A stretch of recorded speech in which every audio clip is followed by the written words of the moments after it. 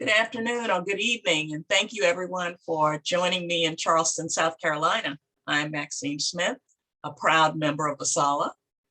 I decided to write a book about my father about 12 years ago.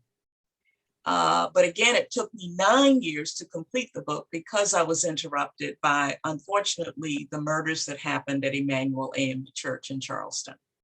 Nonetheless, I was able to interview or at least reach out to about 100 individuals who knew my father. And I just simply asked them to share with me their memories of him.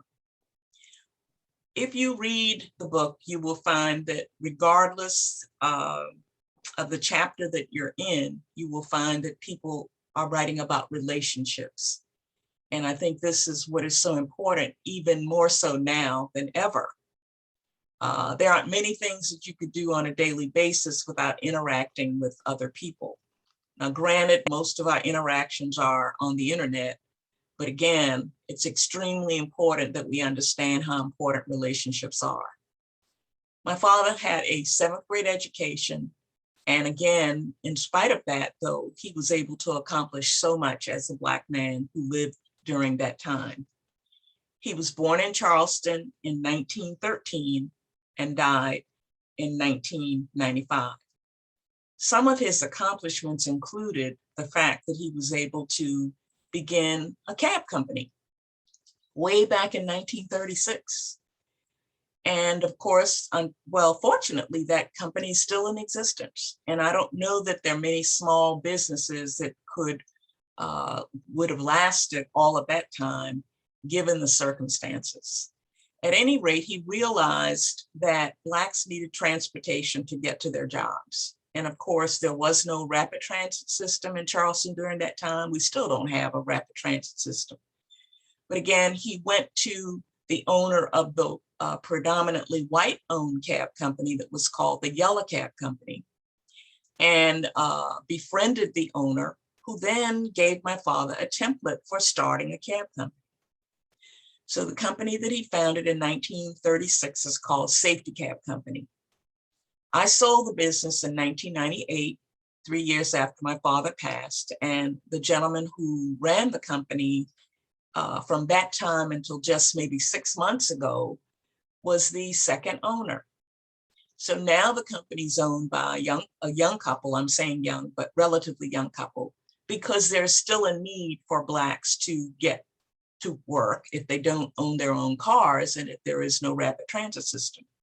So I think that a lot that individuals can gain from reading a book like this one is that sometimes if we just think outside of the box about what are the needs in the African-American community, in many ways, we would be able to come up with whatever that resource is, regardless of our educational background, as was the example of my father. Even today with Lyft and Uber, although it is a good way of making a living for many people, we find that in some of the Black neighborhoods, those drivers do not want to drive in our neighborhoods. And so then that's all the more reason why we should have a safety cab company or some kind of company owned by our own people. My father was able to have a real estate license long before there was a written exam and all of the requirements that there are today. He owned a lot of property. He was called a slumlord because he was providing affordable housing for many people who could not afford costly rents. He was one of the first Blacks to have an Esso service station in Charleston. He kept that business for a number of years and then owned a Shell oil service station that was very popular. He was just such an unusually smart man. And I found it very interesting that wherever the service station was located, there was also space for the cab company. So he was very talented in terms of branding and finding ways to start a business, but expand on that one business.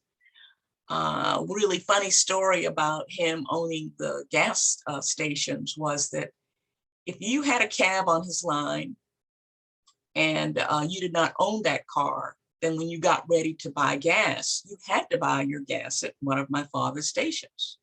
because he would provide you with a locked cap for the gas, for the gas.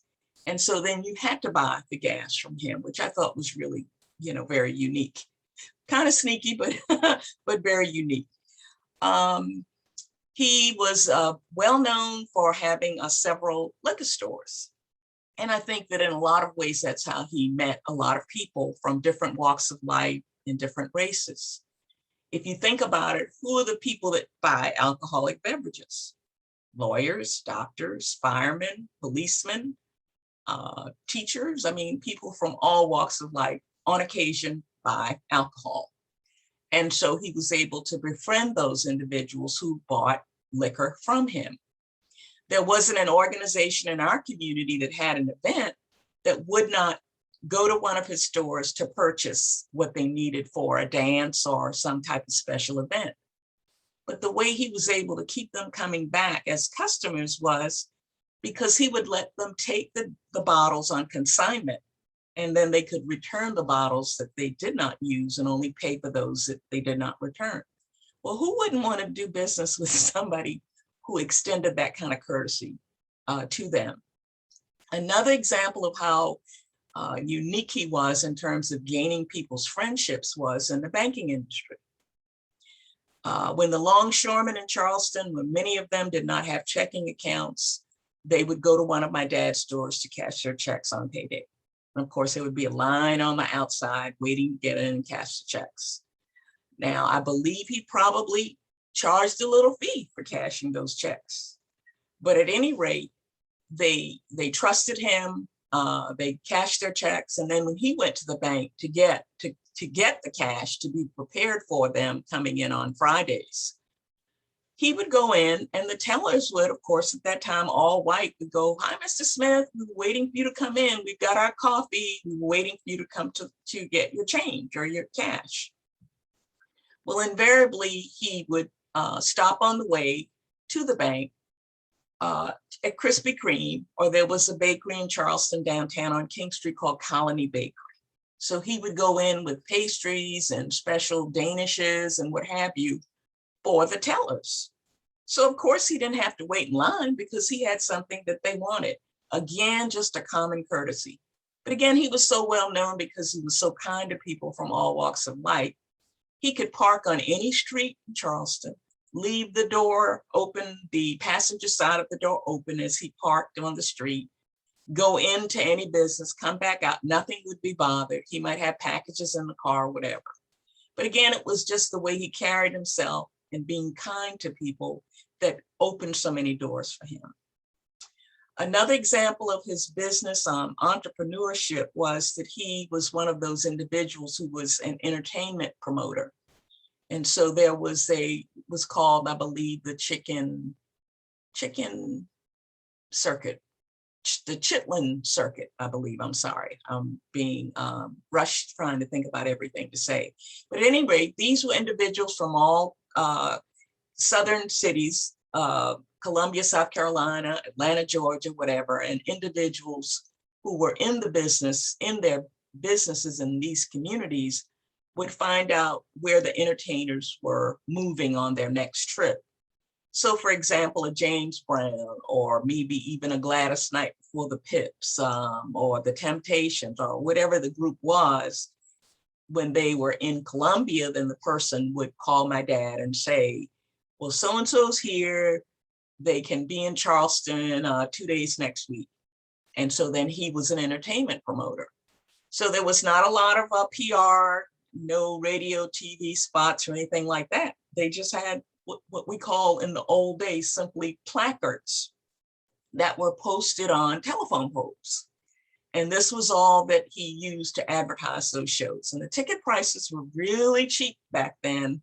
But of course, during that time, I was very popular in school whenever there was a concert that was coming, because people wanted to be able to get in because they knew me. But again, I got to meet people like Lionel Hampton. I got to meet James Brown, of course, and many of the other entertainers. So in the book, I was able to include some pictures of those ads that appeared in the local newspaper. because when you go to the library and try to retrieve information from many years ago, the texture is very grainy.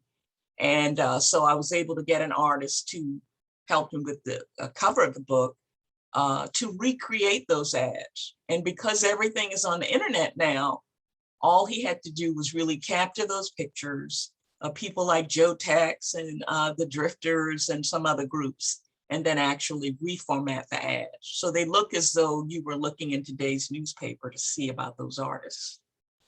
But I was very naive enough to think that my father was the only midnight man in the whole wide world.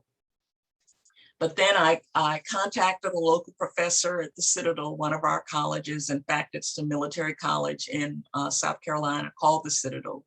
For many years, of course, Blacks could not attend that institution.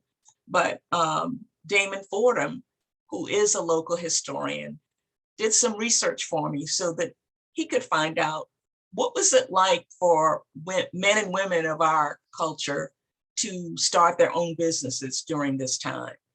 And Damon was able to find that there were many cities that had people who were midnight mayors or the gatekeepers or those who were actually looking out for African Americans as they were trying to find their way during segregated times. Because of my father's relationship with bankers, then when the banks were ready to hire Black tellers, then of course they went to my father. Mr. Smith, do you know any individuals who are interested in being bank tellers? And of course he could have them go and apply. And in many instances from the story shared with me, if you went into the bank or you went in to get a job as a bus driver for the bus system, all you had to do was say, Mr. Smith sent me. So the bottom line, I think, is that, again, it's all about relationships. I don't know if there are questions that anyone might have. You may purchase the book on Amazon. If you're in Charleston, you can contact me and I will see that you get an autographed copy of the book. But it is so exciting. I had no idea that people would read the book and be hopeful about what it means to start a business or partner with others, or what it means to read about someone like my father who could accomplish so much, even with a limited education.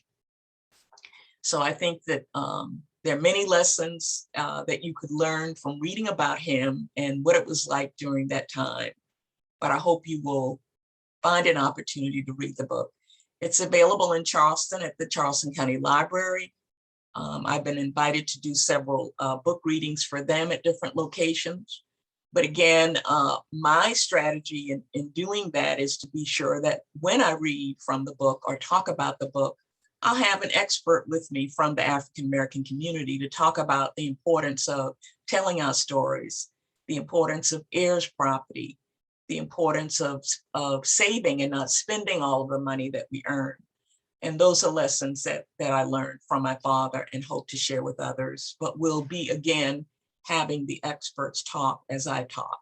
It's not about me, it's about our legacy, and it's about telling his story so that we too can excel as we should as African Americans. Any questions or comments? Dr. Smith, I don't see any questions in the chat. This is Sylvia Cyrus. I did want to add that if Dr. Smith looks familiar, she was a moving force in the 2019 Charleston Conference. She was our local arrangements coordinator. And it is so very true that the relationships of which she speaks in terms of her father were just so critical, even all these years later, to our conference. So Maxine, one of the questions that I had is, of course, with this year's theme being the Black family, how important has this book been to your family? I have a very small family, but my daughter and my son have written their memories of my father in the book as well. And even their friends that have read the book are saying things to them like, now we get it. We get the legacy that our parents and grandparents had. And it's up to us to follow in their footsteps, to try new things, to partner with others, to mentor each other, It's just, we just can't just sit alone and do what we do. We need to find ways to reach out and mentor others. So mentorship is important. And there are a couple of people in the book who shared their memories with me about my dad. One gentleman who owns a very thriving funeral home business. When he went to my father to say, Mr. Smith, I have my mortuary license. What advice would you give me? And his advice was, you're a young person, nobody knows who you are. I would suggest that you partner with an existing company where the owners are a little older. And as they die, you will then be the name that people will recognize. And that young man today has a very thriving business in 2 locations, North Charleston and also Allendale, which is sort of over in the across the Cooper River Bridge. So here again is another example of mentoring that my father was able to do. Another young friend who's in the book is an attorney. When she moved to Charleston, my father met her. He suggested to her, before you buy your office, be sure that you find a location that is on a major thoroughfare. That young lady's office is now on Spring Street, which is it's Highway 17. It's a major thoroughfare in our city. And it's Cannon Street, rather, I'm sorry, very major thoroughfare in the city. And she says to me regularly, I just am so appreciative that your father told me where I should locate my office. She said, I don't have to worry about retirement, because she gets tons of offers weekly from others who want to buy that space, because it is location, location, location. So again, he just spent his lifetime mentoring. And I think all of us could do a better job at that. Fantastic. Well, Dr. Smith, in the 2 minutes that we have left, we do have some questions in terms of how individuals can get an autograph book. So would you take our last couple of minutes and just reiterate how individuals can purchase the book and how they can get an autograph book? Okay, well, if they're in Charleston, if they reach out to me by phone, and I can give them my phone number, it's 843-577-2546. And I will meet you and we'll find a way for you to get an autographed copy. It would be my pleasure. Fantastic. I just put that number in the chat, 843-577-2546.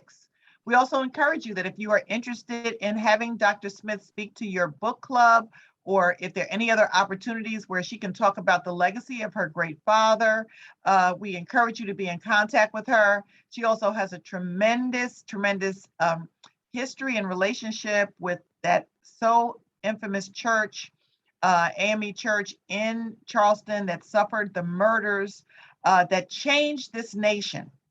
And we were so, it was such a great opportunity for Asala to be able to have her tutelage as well as her direction through our conference being there. I can attest to the relationships that she is talking about, because from father to daughter, she opened every single door from the mayor's office to anywhere we needed to go because of the relationship that she and her father and her family have in Charleston. So please make sure that someone is asking for your dad's name again. Could you please give us your father's name? Henry Smith. Henry Smith. Mm-hmm. And the name of the book, Dr. Smith? The Midnight Mayor of Charleston, South Carolina. The Henry Smith story. Thank you. So the information is now in the chat. This session will end promptly at 7:20, which is another minute. Dr. Smith, thank you so much for all you do for Asala, and thank you, especially in this year of the Black family, for telling your family story and what a story your father represents in terms of your family. And I'm sure, as you said, there are other midnight mayors. So we'd like to thank everyone for coming out. We have another session that will start at 7:30. So please, please, please come back with us and contact Dr. Smith for the book. Thanks very much, Sylvia. I enjoyed it.